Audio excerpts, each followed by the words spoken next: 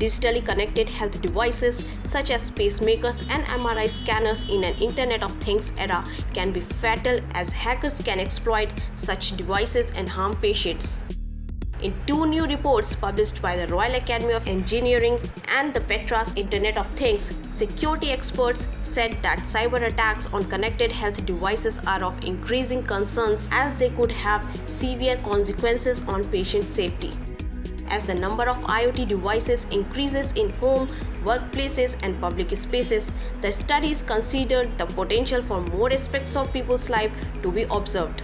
IoT devices can violate norms of private space. For IoT systems that control or process personal data, there may also be privacy threats from data sharing. The reports recommended that the evolving nature of the challenges will require continual responsiveness and agility by government, regulators, organizations, and their supply chains. President of India Ram Nath Kovind said that the vision of a newer and better India calls for meeting certain developmental milestones, some of these as early as 2022. Inaugurating the Festival of Innovation and Entrepreneurship at Rashtrapati Bhavan, he said that innovations by themselves are not enough. We must also build an ecosystem for converting innovations into enterprises. It is important to connect the bottom of the innovation pyramid with the other layers, and to clear the path for grassroots innovations to be scaled up for mass adoption. The first Apple computer was built in a garage, but Steve Jobs only began to change lives when he took his innovation out of the garage.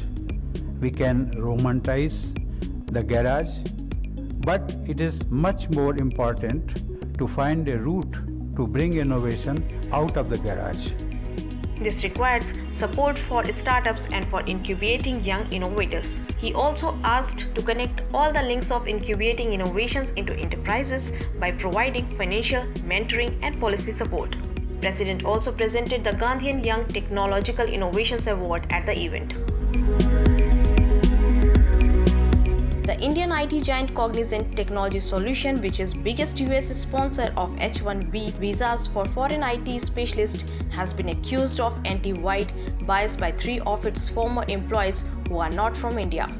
These 3 former employees claim in their lawsuit that they were forced out of their jobs and replaced with less qualified South Asians after being poorly treated by their Indian supervisors and colleagues, given unreasonably low performance ratings and denied promotions.